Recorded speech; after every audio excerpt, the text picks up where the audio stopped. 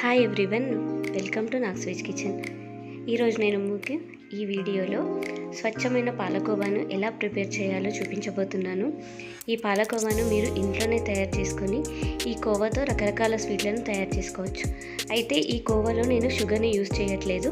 Sugar use చేయకుండా స్వచ్ఛమైన కోవాని ఎలా తయారు చేయాలో చూపించబోతున్నాను. ముందుగా మనం స్టవ్ మీద ఒక గిన్నెను పెట్టుకోవాలి. మందంగా ఉండే గిన్నెను తీసుకోండి. దాంట్లో ఫుల్ క్రీమ్ మిల్క్ని మాత్రమే యూజ్ చేయాలి. 1 లీటర్ ఫుల్ క్రీమ్ మిల్క్ను తీసుకుంటున్నాను నేను. టోన్డ్ మిల్క్ని అస్సలు యూజ్ చేయకూడదు. 1 లీటర్ మిల్క్ని తీసుకుంటే అప్రాక్సిమేట్గా మనకు 200 గ్రామ్స్ కోవా అనేది వస్తుంది. పాలను మీడియం ఫ్లేమ్లో పెట్టుకొని మాత్రమే మనం మరిగించాలి. పాలు మరుగుతూ ఉన్నప్పుడు మనం కలుపుతూ ఉండాలి.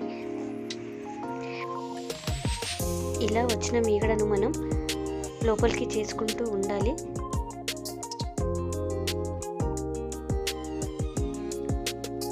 పాలు చిక్కబడి దగ్గరగా వచ్చే వరకు కూడా మనం ఈ సైడ్ని అంతా తీసేసుకుంటూ అడగంటకుండా మనం కలుపుతూ ఉంటేనే మనకు కోవా అనేది తెలుపు రంగులోకి వస్తుంది. లేదంటే అడుగున మాడిపోయి మనకు కోవా అనేది కలర్ చేంజ్గా వస్తుంది. ఇంత తెలుపు రంగులోకి రాదు. మనకి ఇప్పుడు కోవా అనేది రెడీ అయిపోయింది. చూసారా, మనకు కన్సిస్టెన్సీ అనేది ఈ విధంగా ఉంటే సరిపోతుంది. ఇప్పుడు స్టవ్ ఆఫ్ చేసేసుకొని మనం దీన్ని చల్లారనివ్వాలి. ఒక బౌల్లోకి తీసుకొని మనం దీన్ని చల్లార్చుకోవాలి. ఇది చల్లబడిన కొద్దీ కోవా అనేది గట్టిగా తయారవుతుంది. మనకి కోవా అనేది రెడీ అయిపోయింది. చూసారా, మనకు స్పూన్తో కలిపినప్పుడు ఇలా ఉంటే సరిపోతుంది.